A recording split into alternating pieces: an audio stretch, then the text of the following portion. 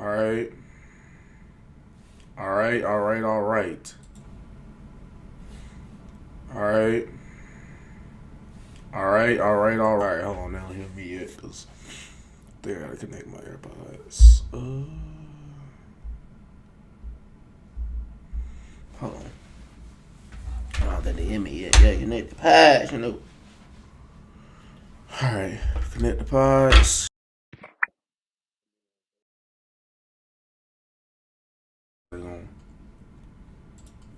All right. Settings. It,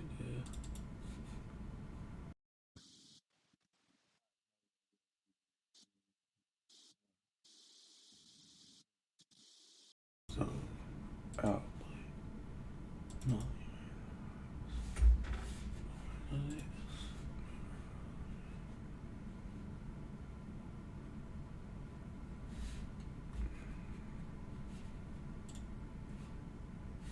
Yo. Yo. Are we back? Yo. All right. All right. All right. All right. Yo. What's good, bro? Let's say I talk in this voice. Yo. All right. All right. All right. All right. Yo. What's good, bro? Let's say I talk in this voice. All right. We can turn the volume back up. All right. All right. All right. Oh, we can turn the volume back up. All right. We can turn the volume back up on the mic.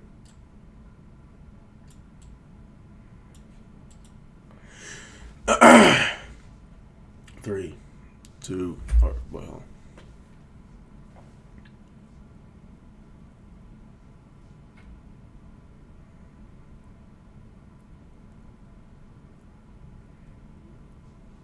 All right.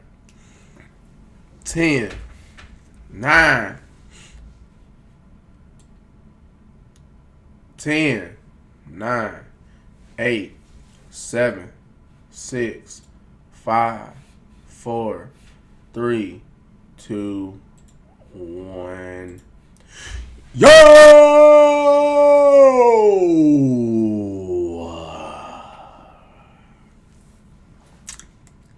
Good y'all, it's Project Man, and today, really quick, hold on, let me move that. Yeah, there we go. Today, we are going to talk about Raw's debut on Netflix. We're going to address two things: the actual show and just what I've seen on the internet, what people have been saying, what I think really going to happen, blah, blah, stuff like that. I'm trying to see if I can put myself in the middle. Yeah, let's put myself in the middle. Yeah, that's about right. But yeah, we just gonna talk about how, just like I said, what everybody been saying, how everybody been reacting or whatever. But anyway, yes. So look, I thought the Raw debut on Netflix, you could have gave it a good 8 to 8.5 out of 10 show. They obviously booked it like a PLE for a reason. They booked it like a PLE for a reason. And what I mean by that is this. Obviously, they booked the show to where it wasn't really for the fans that it wasn't for the fans that watch the show regularly. Or a little bit. It was more for the show. It was more for the fans that watch or that they want to capture in viewers. That was what this show was for. So you're going to have people making it seem as if, oh, WWE didn't have a good show because they, didn't, forward stories, Rock turned babyface, and all this other stuff. I'm about to address it right here, right now. So here's what it is. I probably don't even need these earbuds, but, well, actually, yeah, let me take them out. I probably don't need them. But anyway, yeah, so people was making it seem like this show was just bad, god-awful, terrible, or not good because they think Rock turned babyface and that, they just blew all of the storytelling that they've been trying to do with Rock and Cody and potentially him and Roman and all this other stuff. Let's go over the show first, then we're going to address all the criticisms that were made about it. So, we're just going to get into the highlights, by the way. So, we started the show off with a video package, and Triple H basically doing the typical, introduction, saying that we're doing the Are You Ready? And then he said, welcome to the Netflix era, which is interesting because they are on Netflix. So I guess that makes sense to call it that. But welcome to the Netflix era. What else? What else? Then my boy, hit this some more! What the Rock is cooking. You know what I mean? Shout out to Rock. He gonna be on Netflix tonight, or NXT, funny enough, on Netflix and NXT, because it's all got them NX and T are in Netflix, so it's funny that like in the word Netflix, so funny NXT, and it's in that order, right? Look, see the X, well, not in order, but NXT. Funny enough, if you look at the thing, but anyway, he's gonna be on NXT tonight. It's gonna be freaking great, man. He's probably gonna rock bottom some people for messing with his daughter. He's the GM down there. His daughter's the GM down there, for those who don't know. But anyway, Rock started off with the show. He was basically just giving credit to Roman for being the original tribal chief, giving credit to Cody for carrying the company over the last year to 2 years, for being the face of the company, giving him his props, giving him his credit. And it was The Rock just introducing everybody to Netflix on, being the biggest and most credible name they have to introduce everybody to Netflix. So that's why we got a little more corporate Rock rather than Final Boss Rock ripping people up on the microphone. I think we got more of the corporate Rock to introduce all the new viewers that we're getting right now, trying to maximize and capture the newfound viewers on your Netflix product, so that when you get on the Netflix, or not Netflix, when you get on next week, those fans that just saw The Rock introduce them to the show and some of the guys who have been carrying the company, now you kind of tune in to Raw next week going, okay, now let me see if I want to watch this show for real. You know what I mean? So that being considered and said, that being thought of and heard, I saw it more as that. As Rock introducing them to Netflix and who their top stars are. And, Rock was talking about, like, the Samoan culture and things like that. And he did the, can I get a choo? You know what I mean? It was funny seeing the crowd do that in Los Angeles. That was fun. But, yeah, man, it was just really The Rock introducing people to Netflix. Because like I say, everybody knows who The Rock is. And most people like The Rock. I know some people will make you think that ain't the case. But a lot of people love The Rock. Some fans in the wrestling bubble may not, because they think he's politicking or whatever. But F off to those fans. Anyway, a lot of people love The Rock, man. And he has like I said, big name, a lot of credibility. So obviously he was the perfect guy to be out there as the public spokesman, to go out there and introduce any potential. And because The Rock's a big name, he's going to probably get all these potential new viewers. He's going to be the reason why they're there, because they know who that is. Just like how they know who Cena is. Just like how they know who Hogan. We'll get into that. But anyway, yeah, so he just went out there and introduced the people to Netflix and did the If You Smell.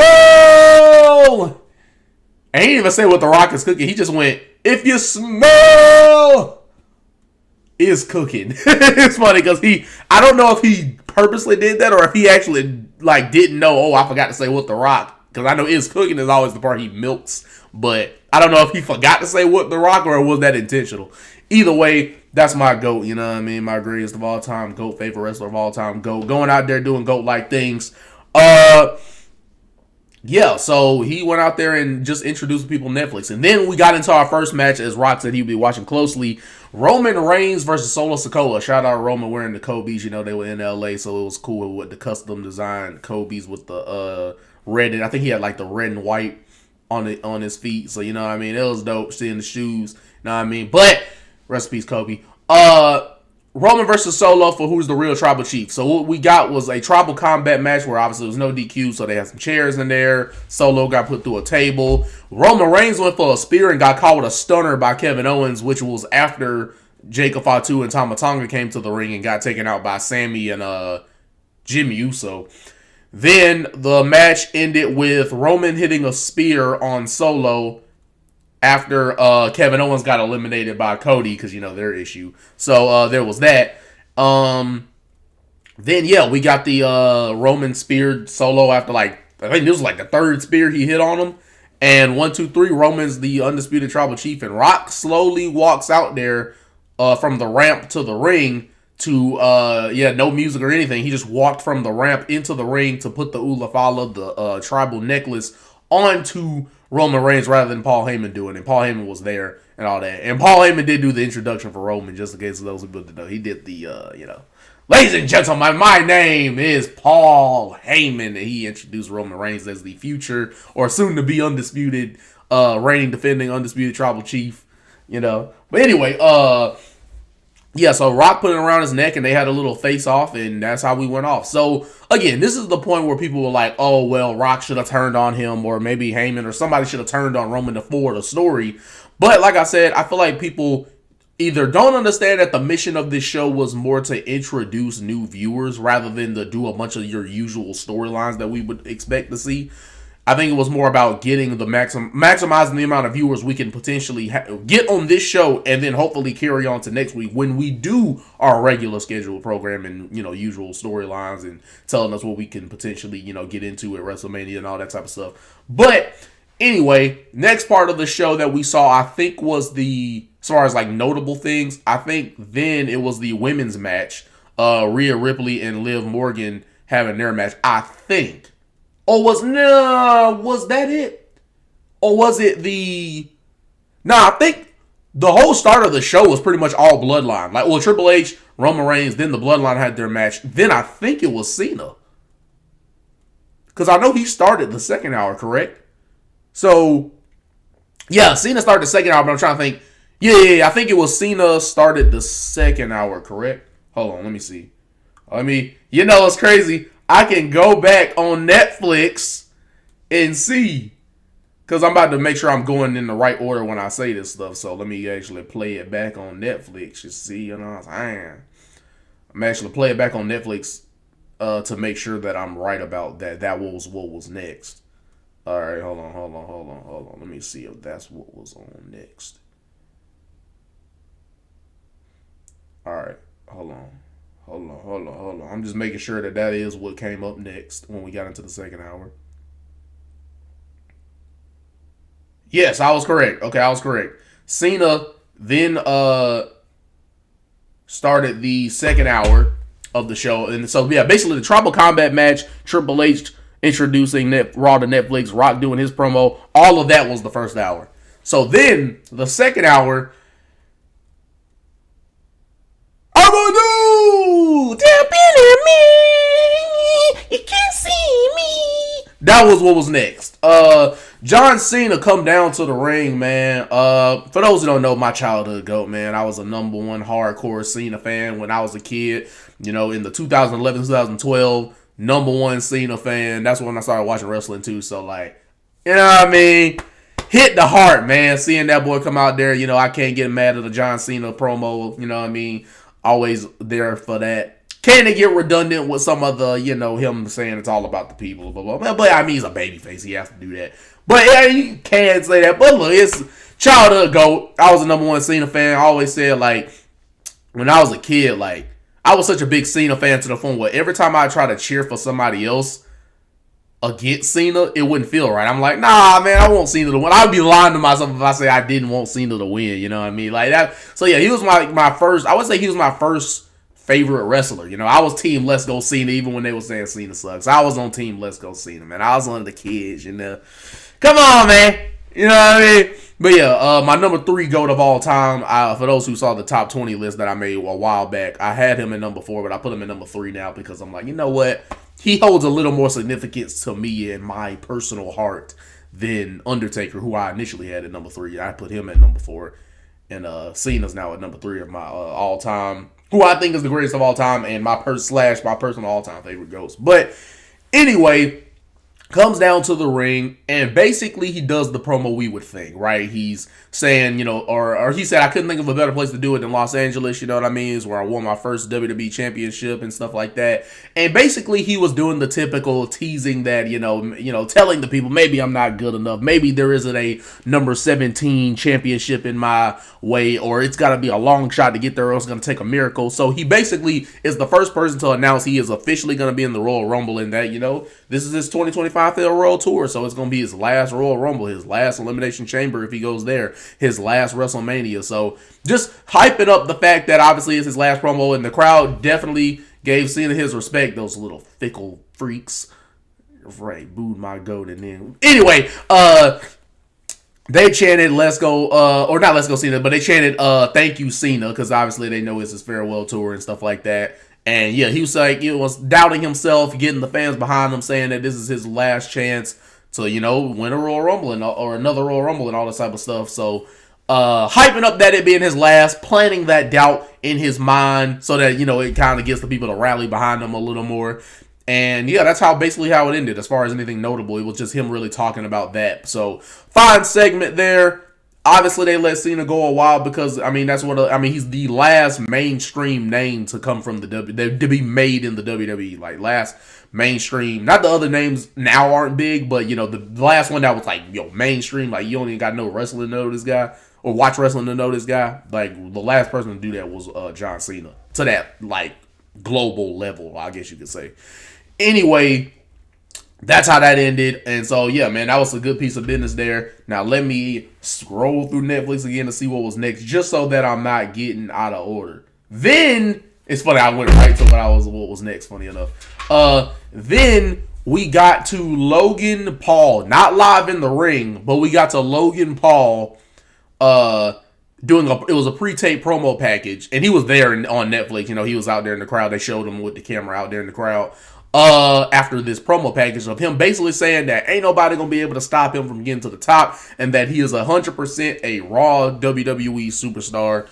Basically saying he gonna do this for real now. Like, before we had him doing the part-time and sporadic appearances, now we have Logan Paul like as a full-time wrestler, WWE superstar, which is great to see because he's been doing great. Even if you don't like him personally, like I like Logan Paul. I know he's done some things that definitely gives you reason not to like him, but then watch his YouTube content and also watch his content here on WWE, and man, he's, as we would say on this channel, been killing the game, man. United States champion, main evented his first PLE in his third match with the face of the company, Roman Reigns, so the man's been doing this thing, Anyway, he said he's a full-time WWE superstar now, so we can expect to see him on Monday Night Raw consistently. So, good to see that Logan. Because this show definitely needs another star, so great to see that we got something there with Logan Paul. But that's how, and Logan basically saying that it was his time, And he was saying that in the crowd when he was like, talking and stuff like that. He was basically saying that, yeah, it was his time in the crowd, that he locked in for show. Now, as I'm moving on here to get the rights. Okay, yes. Then, what I was talking about before. Then we got the match. The Women's World Champ. Funny enough, the only championship match on this show. That was funny. I thought about that. The Tribal Chief was on the line, but that's not a championship. So, it's funny. The only match where there was a championship on the line was the women, man. That's crazy. Women's World Championship match. Liv Morgan versus Rhea Ripley 3. So it ended with basically Ripley delivered like 3 riptides. It was one that Liv kicked out of. Then another one was it was 2 of them back to back. Match was okay. It wasn't anything crazy. The Bloodline match was kind of what you would expect. It was a pretty good match. This one was okay, mainly because you kind of expected you kind of expected Rhea Ripley to get the win here. Most of us who've been keeping up with the show expected Rhea Ripley to win this because Liv had already beaten her twice. So I think it was only made sense, especially if you want to do something big on your, Raw debut on Netflix. A title change of this magnitude would make sense. So yes, Rhea's the new Women's World Champion, and Dominic tried to give her a hug afterwards, and I'm like, you know what? No harm, no foul. Look at that boy Dom. He ain't switching up. He just no harm, no foul. And she proceeded to kick him in the balls and give him a riptide. Or a pump handle slam, a light slam that she does, And so she goes and says in the camera when she's walking back up to the ramp with her music playing that mommy's always on top. Then you hear boom, and you're like, Taker? That the Take? And so that boy Taker come out there, and American Badass music plays, and it was just cool to see him. So he rode the motorcycle, was rolling around the ring, and then he came back up to the ramp, and him and Rhea Ripley did the arm pose in the air, you know what I mean? So that was cool for Rhea Ripley to have that moment, have that experience. So Undertaker, they put him out there, and that's what he did. But Taker they obviously put out there because another mainstream name in pro wrestling that people know that if they don't watch wrestling anymore, like you would know that guy type of thing. So that's what they did there. And trying to see if I'm going in the right order of what was next. Because I'm about to say what was next, but then I'm also trying to see if that was what was next. Hold on. Making sure that I'm getting it right. Golly. Come on, bro. Yeah, okay.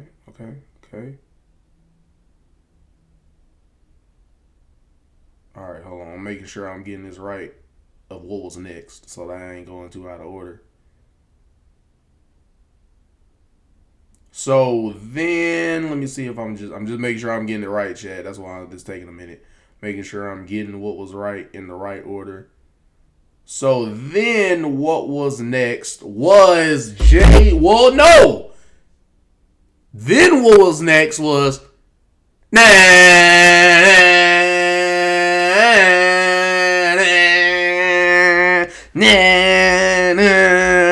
just come outside one night. Take your time. Get your slide. Jonathan. And now he. Hey. Fiend. You know what I mean? That was what was next. So Fiend by Travis Scott plays in the arena, and Travis Scott is at the top of the ramp or balcony, I think, whatever they was at, where the crowd is at. They had Travis Scott out there hitting the like you said, hit a little smoke, hit a little pat, you know what I mean? He was doing that with a, I think it was a custom hardcore championship. So Fiend plays, that was cool, man. You know, I've been playing that song a lot since it came out, so that was dope to see. And obviously, this led into the Jey Uso intro because they know they've kind of established Jey Uso has been doing the part because Jey Uso has that essentially with the whole yeeting and the arm waves. He has the crowd kind of having like that concert like vibe with him having the crowd yeeting and controlling the crowd. So Travis Scott music plays, and then that music plays for like a minute. Then they go into Jey Uso's music. And it was just him dapping up Travis. You know, they're making their way down the ring. Travis Scott over there dapping up Pat McAfee at the commentary table. Cole wasn't even a dap. It was more just like a slapping of the hand. I don't think that boy Cole on commentary, I don't think he knew one of these, you know. He just went, that's how it went. It was just like that. But anyway, Jey Uso comes down to the ring. Crowd's hype. Jey Uso music literally played to the commercial break and was still playing when the commercial was over. Then Drew McIntyre came out. Game face on, was ready to handle business. And the show, or this match, ended with, I know Jey Uso hit a good bit of super kicks on him. Kicked out of a Claymore. I don't know if Drew kicked out of something he hit. But basically the match ended with Drew getting rolled up, man. Getting the hold that boy down, 1, 2, 3. Crowd wasn't, this match was This match was you know what I mean? The match was you know what I mean? It did a roll up. It didn't really have anything that really led you to believe that a bigger story was being told or anything. So, you know how this match ended. You know what I mean? That's how the match was. Ended kind of anticlimactic, nothing crazy. But yeah, Jey Uso gets the win. And yeah, he rolled him up. I don't really know what else to say about this because, like I said, you know, I don't know if it's going to lead into something else or what.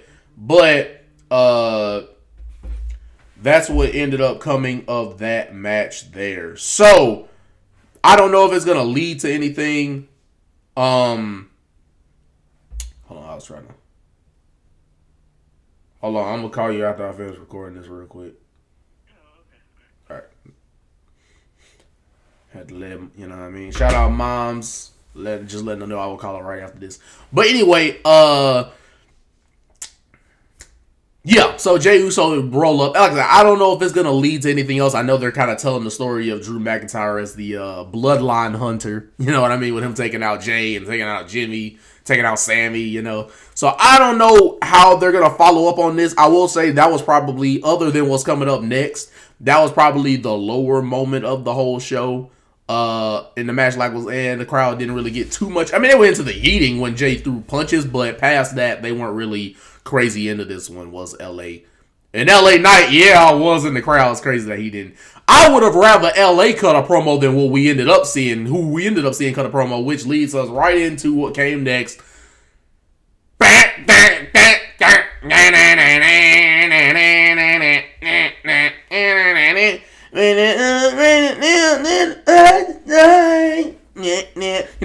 American. I am a real American. Fight for what's right. Yeah, all right, we know. Hulk Hogan comes out next. Oh, shoot. I was trying to scratch my eye, but I forgot. I didn't think about the fact that my glasses was right there. Anyway, next was Hulk Hogan coming out there. Golly, got a little crust. Hulk Hogan came out there, and when he initially came out there, it was a good bit of cheers that kind of had some boos sprinkled in. But once the music was off and Hogan started talking, doing the whole, well, yeah, let me tell you something, brothers. WWE, it's on Netflix, brothers. You know, ripping up the shirt with the Netflix on it is what he did at the end. But yeah, Hogan came out there basically trying to, I mean, look, we get his impact on the business, brought wrestling to the mainstream, brought wrestling to global, watching around, got people watching it, beyond the territories back in the day. So, we know he was the guy for that, leading the WWE to that mainstream media, so that rather than just those, territories or whatever you want to call it, or whatever you want to say, it was before, bringing wrestling more to the mainstream, getting people, beyond just wrestling fans essentially to know what this company is and all about and all that type of stuff. We get the impact. NWO was big too, so we get his impact on the business. But that crowd proceeded to boo him when there was a few cheers, but it was way more boos. Like, he was getting booed. That was probably one of the biggest things actually to come out of this show was Hulk Hogan getting booed. And I was thinking about this like last night. It's not surprising. One, I wasn't surprised they booed him for two reasons. One, they did it when Raw turned 30 last year in Philadelphia. They booed him there when he tried to talk. And they booed him here in LA for the Raw debut on Netflix. And I wasn't surprised because think about it, past racist comments, known for his lying that he's been doing or fabricating of stories, aligning himself with Donald Trump, who's not necessarily the most liked individual of all time, So that being considered and said, all that being done within the last couple of years or whatever, too much in the politicking that's been well documented and stuff like that. All of these negative things that Hogan has said, done, has been well documented, way more now than before. So that's why you don't see these people cheering him. It's because they probably know about that stuff. Number one, they either know about the type of stuff the type of time that he's been on with certain stuff that, hasn't been well received, or he's done that wasn't, good, or stuff that people heavily disagree with, whatever. And then, or they just don't really care for Hogan. I mean, Hogan was cool for his time, but now in today's era of WWE, especially when you got Cody Rhodes doing that now and John Cena doing that now, especially with his failed world tour being the ultimate kind of superhero like babyface, I think nobody really care. Even though fans that grew up on Hogan, I don't think they really care to see Hogan on this television program anymore. But, I get it. Big name, brought him out here for that. One of the biggest names in wrestling history ever. I get it. But I think people are just over Hogan. They don't think of him as the cool guy like they did before, Like I said, if it were me, I didn't say it on here, but before the camera, if it were me, I would have put that boy Austin 316 out there, middle fingers in the air, because let's be honest, Stone Cold Steve Austin cutting a promo, crowd would have lost their goddamn minds because Austin has not had any negative publicity that would have made you hate him. So, hold on, let me check to see if my audio is still working. I just wanted to check real quick. Oh, I want you to, let me see.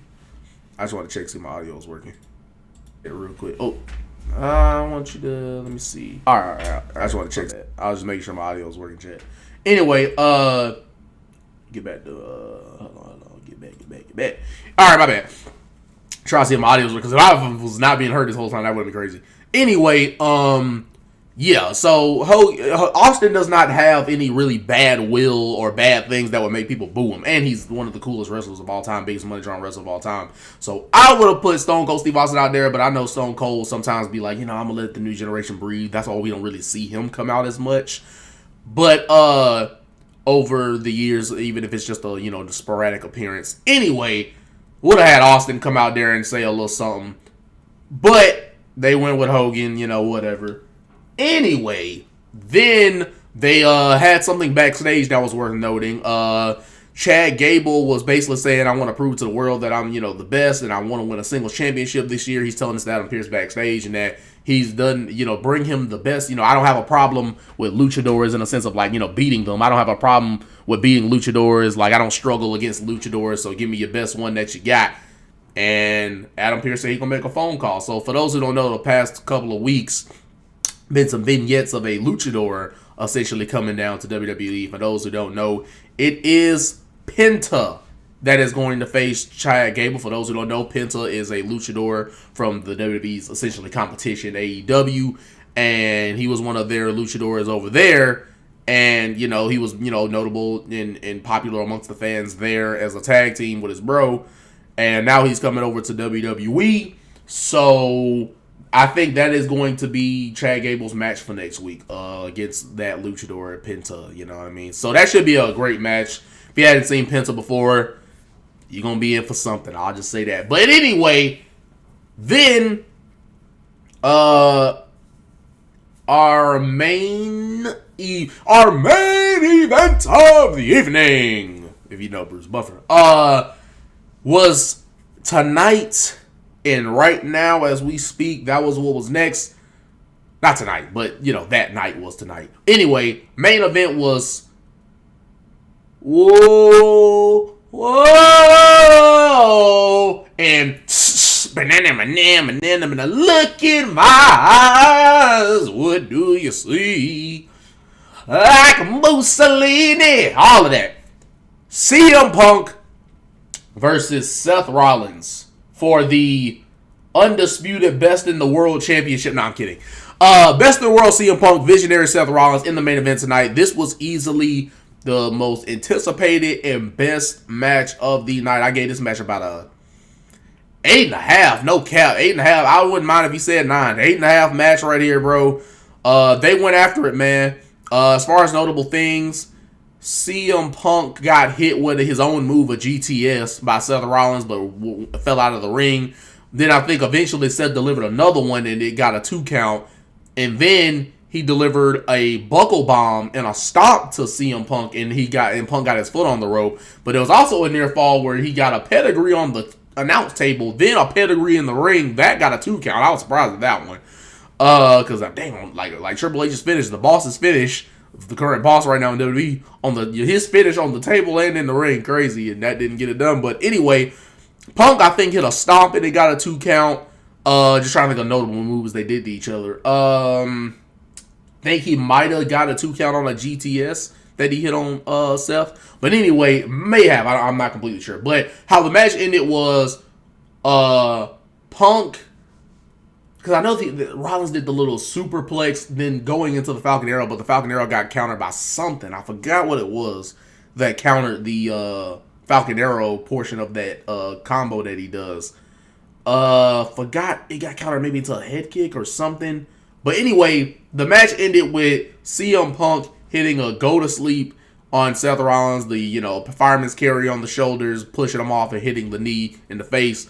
And Rollins got hit with that, bounced off the ropes and fell right into CM Punk's shoulders again, which led to CM Punk delivering a second GTS for the 1, 2, 3, man. CM Punk gets the win over Seth Rollins, man. So a lot of people think this is still gonna be a WrestleMania match that they do as a way to continue this feud.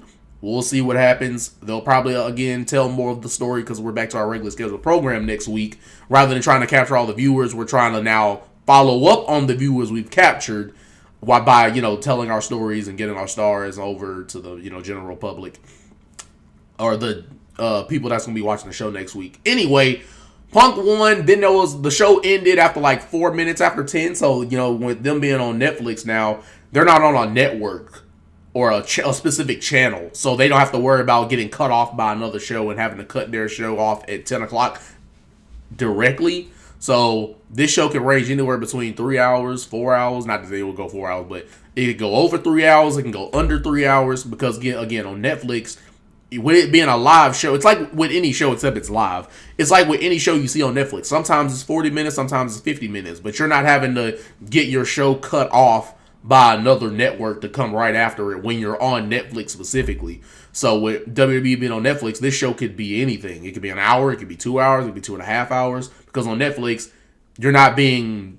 It's just a situation where that show is live and that's the only show that is on. When you're watching Raw on Netflix, Raw is the only show that's on. So you're not having to wait for like a Big Bang Theory or a Modern Family or a 2.5 Men or Friends or whatever to cut off their show, or the news coming on. They don't have to worry about another show coming on, so they can end at any time. Overrun, underrun, whatever.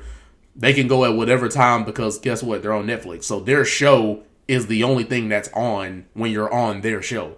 You know what I mean? So they could go at any time, and they decide to go about 3 hours and 4 minutes. And post Raw, off the air, they did a little interview with Punk, and basically Punk saying he's declaring himself for the Royal Rumble, and basically him bragging on himself that he's him, that he's that guy, that he's Game 7, that, you know, he's clutch, you know, whatever. He's saying basically that he coming for your next, coming for your top 5, making your top 10 look crazy, and like making your top 20 look funny.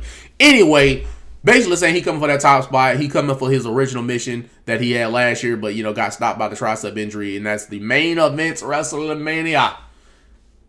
So he basically said he taking it all, if you know Solo's theme. Wham, wham, wham, wham, wham, wham. Taking it all. So, no, I will not take a loss, you know what I mean?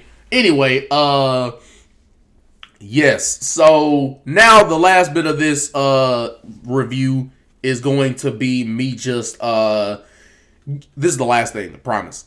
Is just giving my brief thoughts on people who thought this show wasn't good because they didn't do it like a typical story, thinking that they turned Rock babyface. There wasn't a lot of story coming out of this show to lead into to kind of get us into the WrestleMania spirit. Here's what I gotta say about all the people that were saying, oh, they didn't think the show was good because it didn't forward any stories and get us into WrestleMania and what potentially is to come at WrestleMania. F you, no, I'm kidding. What I got to say to them is, calm down, stop complaining. It's literally a show that was meant to cap. That's why they put Hogan and Taker and Rock and Triple H and Cena and Logan Paul and whoever you want to name under the sun that's a big name. The reason why they were all on this show, and, you know, like Rock and Cena got out these longer talking segments and stuff like that, and Undertaker making an appearance, CM Punk, one of the bigger stars they've made in the last 15 years, in the main event, alongside same with Seth in the last 10 years. Seth Rollins, one of the biggest stars. Roman Reigns, the face of the company, alongside Cody Rhodes. Cody Rhodes was in the crowd. Roman Reigns had the first match on the Raw debut on Netflix.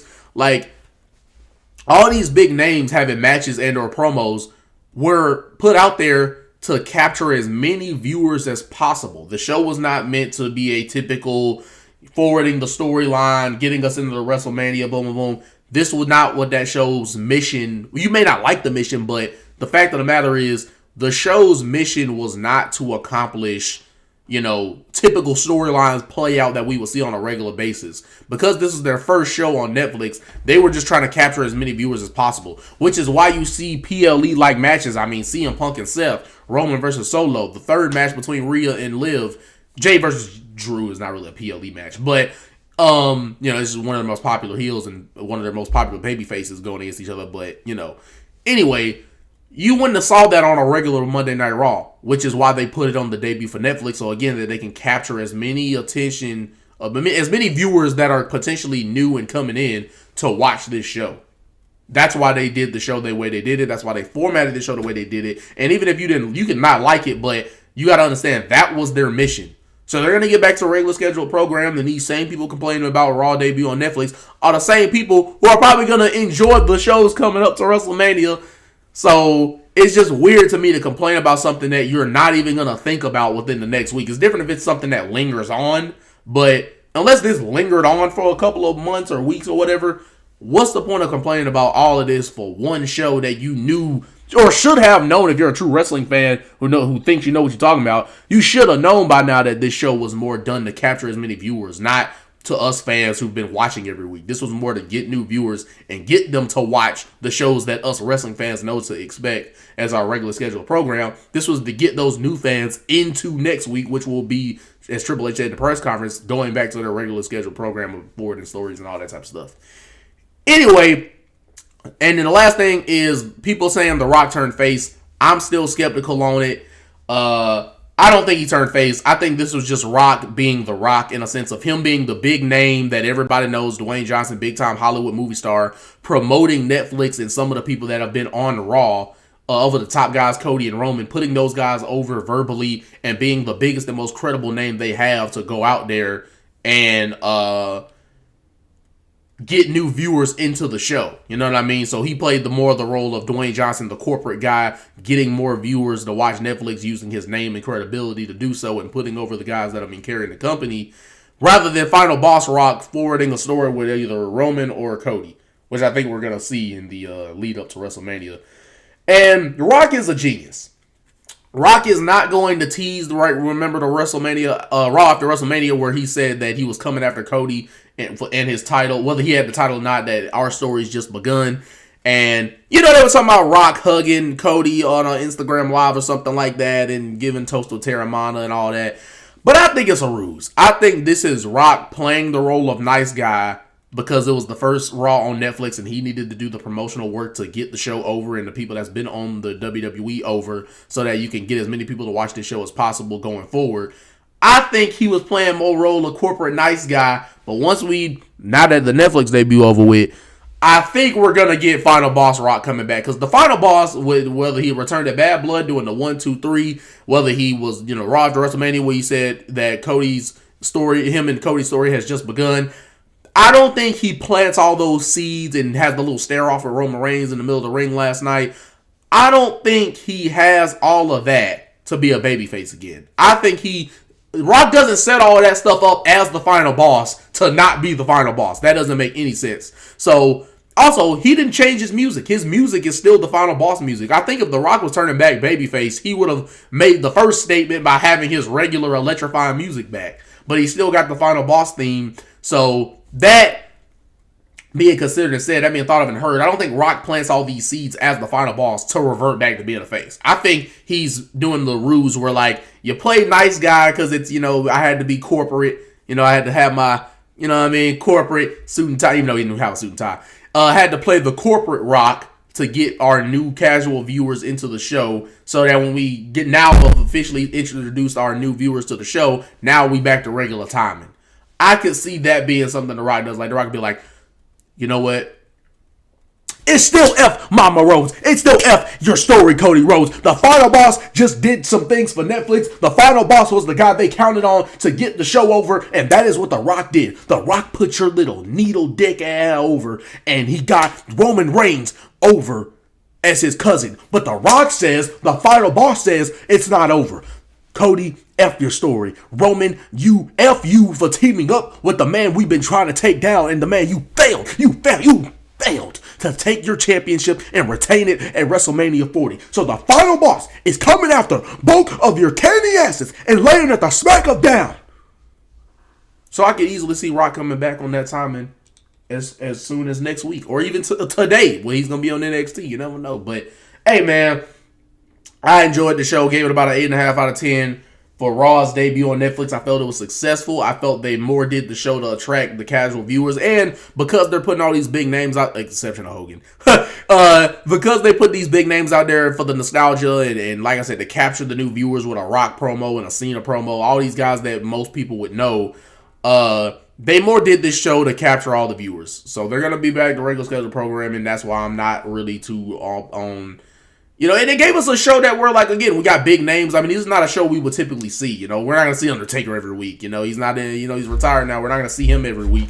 Rock, we're not going to see every week. Cena, we got a chance of seeing him every week because this is farewell tour. But anyway, they more or less put on this show for that. To capture as many viewers as possible so that when they go back to the regular scheduled programming next week, they've already captured some viewers from last week to potentially get into this show and watching it going forward.